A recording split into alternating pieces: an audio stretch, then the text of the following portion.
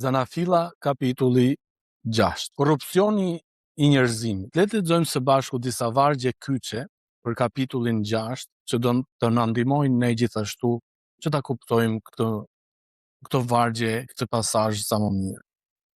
Do të studiojmë së bashku Zanafillën 6, vargjet 1 deri në 8. Kur njerëzit filluan të shumohen mbi faqen e dheut, dhe u lindën atyre vajza, djemt e Perëndis panë që vajzat e njerëzve ishin të bukura, dhe morën për gra të gjitha ato që i zgjodhen vetë. Vargjet 1 dhe 2 tek kapitulli 6. Le të lexojmë vargun 5 gjithashtu. Dhe Zoti pa që ligësia e njerëzve ishte e madhe mbi tokë dhe që tërë synimet e mendimeve të zemrës së tyre nuk kishin gjë tjetër veç se e keqja në çdo kohë. Zanafilla 6:5. Dhe Zoti u pendua që kishte krijuar njeriu mbi tokë dhe u brengos për këtë në zemër të vet. Por Noeu gjeti hir në sytë e Zotit. Zanafilla 6, vargu 6 dhe 8. Ky është një nga tekstet më të diskutuara të gjithë dhjatës së vjetër dhe njëkohësisht një nga më të rëndësishmit. Në 8 vargje na jepet diagnoza më e errët e zemrës njerëzore që gjendet në Bibël. Pamja më prekse e zemrës së Perëndis dhe fjala hir për herë të parë në të gjithë shkrimin. Do të trajtojmë me ndershmëri edhe pjesën e vështirë kush janë bijtë e Perëndis. Por nuk do të lejojmë që misteri i vargut të 2 të na vjedh mesazhin e qartë të vargut 8. Konteksti historik dhe kulturor. Pasazhi ynë qëndron si urë mes dy botëve. Pas nesh gjeonologjia kapitullit 5 me 2 linjat e saj. Linja e Sethit që thërriste emrin e Zotit dhe linja e Kainit me këngët e Lamekut. Para nesh përmbyetja. Zanafilla 6, vargjet 1 deri në 8 shpjegon pse u desh gjykimi. Jo si tekat të një perëndije të zëmëruar, siç e përshkruanin mitet e lashta të përmbytjeve, perënditë e tyre kapriçoze, por si përgjigja e dhimbshme e një perëndije të pikëlluar ndaj korrupsioni që kishte arritur në palc. Një fjalë e sinqertë para se të hyjmë në tekst. Vargu 2 është nga ato vende ku besimtarët të përkushtuar ndër shekuj kanë arritur në përfundime të ndryshme. Kjo nuk duhet të na tërheqë. Ka pyetje ku Bibla flet me zë të qartë dhe vetëm hynia e Krishtit, shpëtimi me anë të besimit, dhe ka udhësi ku teksti lë hapësirë për lexime të ndryshme. Urtësia është t'i dallojmë të dyja, të qëndrojmë të palëkundur te të parat dhe të mbajmë për ulësi e dashuri në të dytat. Siç thoshin të vjetrit, në thelbësoret unitet, në dytësoret liri, në gjithçka dashuri. Shpjegimi i tekstit. Vargjet 1 dhe 2. Kush janë bijtë e Perëndis?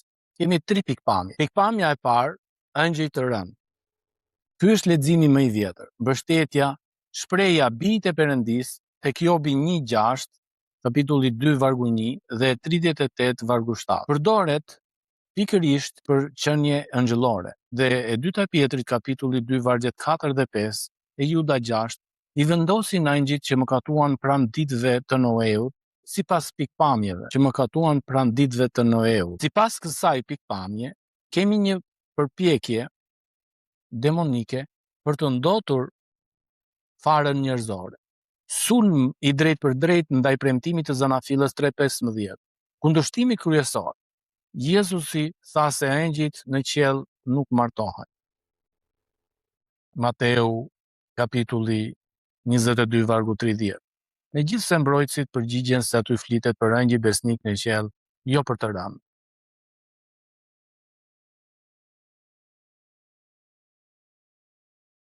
Pikpamja e dytë, linja e Sethit. Bijtë e Perëndis janë pasardhësit besimtar të Sethit. Linja e kapitullit 5. Ata që përmendin emrin e Zotit dhe bijat e njerëzve janë nga linja e Kainit. Mëkati atëherë është martesa përtej vijës së besimit. Populli i Perëndis bashkohet me botën, tërhiqet nga bukuria, panë që ishin të bukura, dhe zgjedh sipas syve, morën të gjitha ato që zgjodhen vetë, pa pyetur Perëndin. Mbështetja. Konteksti i afërt i dy gjeonologjive të kapitujve 4 dhe 5 sapo i kanë vënë përballë dy linja. Kundërshtimi, shpreha bijat e njerëzve duket e përgjithshme,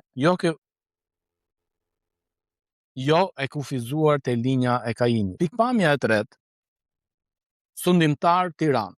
Në botën e lashtë, mbretërit e quanin veten bij të perëndive. Sipas kësaj pikpamje, kemi despot që si Lameku i kapitullit 4 marrin të gjitha ato që zgjodhen, poligami dhe grabitje pushteti. Mbështetja gjua e marrjes kujton pushtetin arbitar.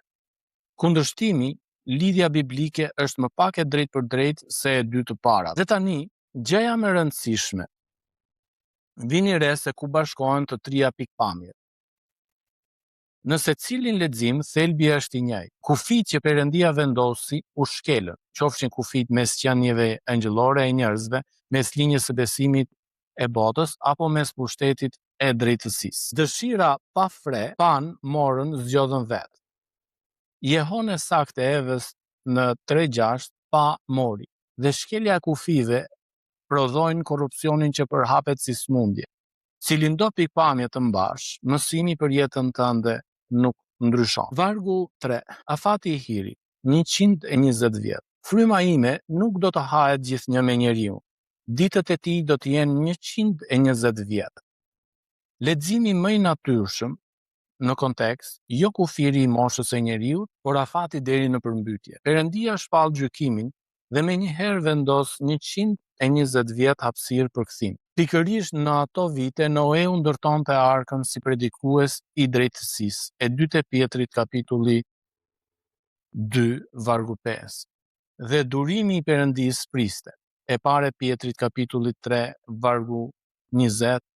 Edhe shpallja e gjykimit është ftesë pendimi, Perëndia nuk godet pa paralajmëruar dhe pa pritur. Vargu 4. Po Nefilimët. Vargu 4 përmend gjigantët Nefilimët, njerëzit e famshëm të kohëve të lashta. Teksti është kursimtar me hollësit dhe kjo vetë është mësim. Bibla nuk ushqen kurreshtjen tonë për sensacionale, por na tregon atë që na duhet për besim e bindje. Ajo që dim me siguri, bota para përmbytjes kishte figura, forca dhe famë.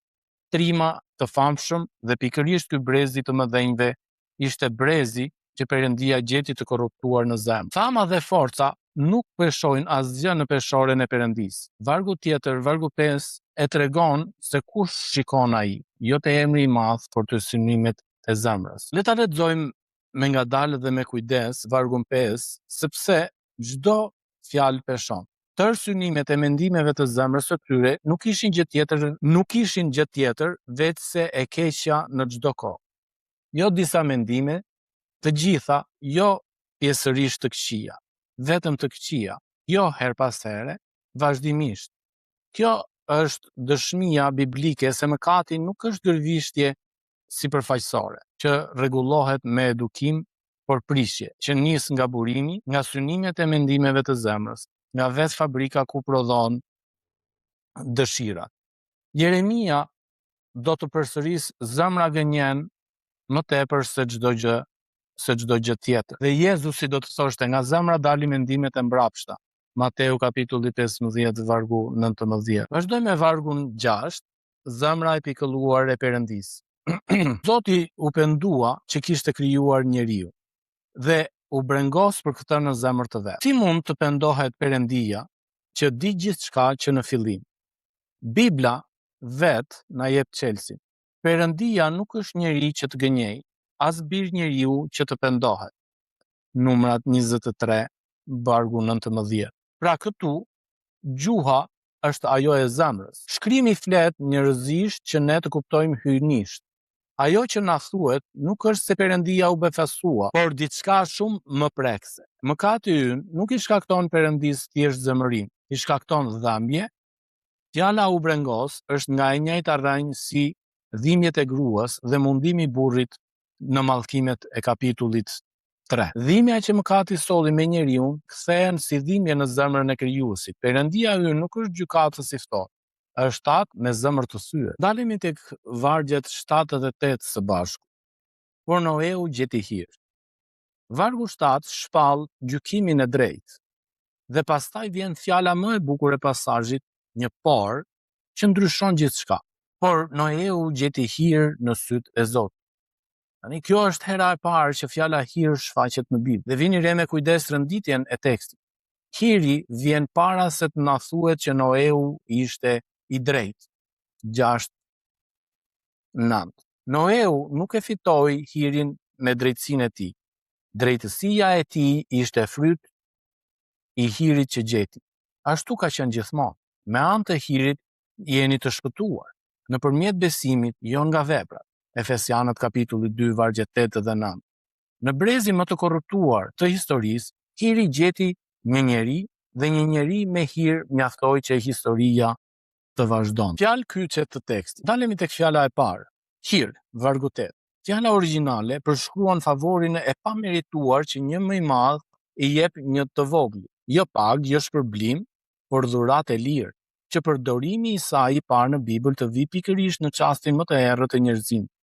Është vetë ungjilli në miniaturë. Hiri shkëlqen më fort aty ku mëkati është më i thellë. Romakët 5:20. U brengos, vargu 6. E njëjta rrënjë fjalë si dhimbjet e lindjes 3:16 dhe mundimi i punës 3:17 tek Zanafilla. Dhimbja që rrjedh nga mëkati nuk mbetet vetëm te njeriu, ajo ngjitet deri në zemrën e Perëndis. Pali do të na porosisë. Mos e trishtoni frymën e shenjtë, Efesianëve kapitulli 4 vargu 30. Mëkati ynë ende pikëllon atë që do. Synimet e mendimeve. Vargu 5. Fjala origjinale për një synim vjen nga zanati i poçarit. E njëjta rrënjë si formoi në 2:7. Zemra jon është poçari i brendshëm, formon mendime, dëshirat gjithë ditën. Pyetja nuk është a formon, por çfarë forme u jep. Gjeti. Vargu 8. Noeu nuk fitoi dhe as meritoi. Gjeti, ashtu siç gjen dikush një thesar që se ka prodhuar vetë. Hiri ekzistonte në zemrën e Perëndis para se Noeu ta gjente. Kërkimi ynë është vetëm hapja e durve ndaj asaj që ai ka përgatitur. Lidhja me Krishtin dhe dhjatën e re. Jezusi vetë mori këtë pasazh dhe e ktheu në pasqyrë për brezin e fundit. Por ashtu si që në ditët e Noeut, kështu do të jetë edhe në ardhjen e Birit të Njeriut, sepse ashtu si në ditët përpara përmbytjes njerëzit hanin edhe pinin, martoheshin dhe martonin, derisa Noeu hyri në arkë dhe nuk kuptuan asgjë, derisa erdhi përmbytja dhe i fshiu të gjithë. Mateu 24 vargjet 37 deri në 39. Vini re çfarë thekson Jezus, jo krimet spektakolare, por përditshmërinë e verbër. Hanin, pinin, martoheshin. Jetë të tëra të mbushura me gjithçka veç Perëndis. Deri në ditën kur u bë vonë, paralelja me kohën tonë s'ka nevojë për koment, por ashtu si atëherë edhe sot ekziston një arka që Perëndia priste me durim. Ndërsa po ndërtohej arka në të cilin pak vetë shpëtuan, dhe Pietri u lidh drejt për drejt me shpëtimin në Krishtin, e para Pietrit kapitulli 3 vargu 20 dhe 21. Krishti është arka jon. Gjykimi i ra mbi ta që ne të stresuar në ta të kalojmë të sigurt përmes ujrave. Dhe zemra e pikëlluar e vargut 6, ajo mori trup dhe emër kur Jezusi pa Jeruzalemin dhe qau mbi ta. Luka 19:41. Kur u trondit para varrit të Lazarit, Gjoni 11:35. Bota pa me sy atë që Zanafilla 6:6 e kishte thënë me fjalë. Mëkati dhe vdekja jon ja thyen zemrën Perëndis. Dhe ajo zemër e thyer nuk u tërhoq nga ne, u tund mbi kryq që hirin që gjeti Noeu të bëhej hir që na gjen ne. Hiri Perëndis u shfaq për të gjithë njerëzit. Titit kapitulli 2 vargu 11. Mjekët thonë se sëmundjet më të rrezikshme janë ato pa dhimbje të hershme, presioni i lartë, sheqeri, vrasësit e heshtur. I sëmuni ndihet një haj pi, bën plane, ndërsa brenda diçka po shkatërrohet. Kështu e përshkruan Jezusi brezin në Noeut, hanin, pinin, martoheshin, të shëndetshëm në dukje të sëmur për vdekje në zemë. Zanafilla 6 është kardiograma që zbulon të vërtetën dhe bashkë me diagnozën jep edhe rrugën e shërimit. Ruaj kufijt në lidhjet më të afta. Cilën do pikpamje të mbash për bijtë e Perëndis, mësimi praktik është i njëjtë. Bashkimet që lidhen me sy dhe pa Perëndin sjellin rrjedhoja për breza. Pali e thot hapur për besimtarët. Mos syni në një zgjedh bashkë me të pabesët. 2 Korintasve kapitulli 6 vargu 14. Nëse je duke zgjedhur bashkëshort, zgjidh me lutje, jo vetëm me sy. Bukuria pa besim ndërton shtëpi mbi rar. Së dyti, merre seriozisht diagnozën e zemrës. Vargu 5 nuk është për ata të këqinj, është për zemrën njerëzore, edhe timen edhe tënde. Ai që e di se zemra e tij është burimi i rrezikshëm, e ruan atë më tepër se çdo gjë tjetër. Fjalët e urta kapitulli 4 vargu 23. E mbush me fjalën dhe nuk i beson verbërisht dëshirave të vet. Të treti, mos e pikëllo zemrën që të do. Mëkati ynë nuk thyen thjesht një rregull, trishton një person. Efesianët kapitulli 4 vargu 30. Kjo e ndryshon gjithë motivin e bindjes. Nuk shmangemi mëkatit nga frika e policit qiellor, por nga dashuria për atin që brengoset. Fëmia që e do atin nuk do t'ja shoh kurrë lotët për shkakun e vet. Së katërti, jeto brenda afatit të hirit. 120 vjet zgjati afati atëherë. Sa zgjat i yti? Nuk e di askush. Ja, tani koha e pëlqyer, ja tani dita e shpëtimit.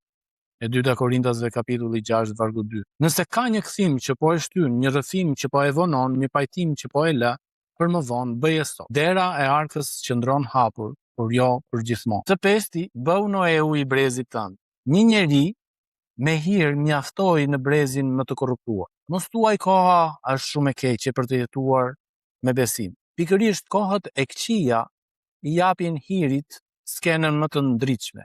Në shkollën, punën, lagjen tënde, ti mund të jesh dëshmia se ende gjen hir për çdo që kërkon. Por Noeu gjeti hir në sytë e Zotit. Zanafilla 6:8. Mbajini mend këtë varg. Zoti ju bekoft, Zoti ju dhënë paqe, Zoti ju dhënë hir.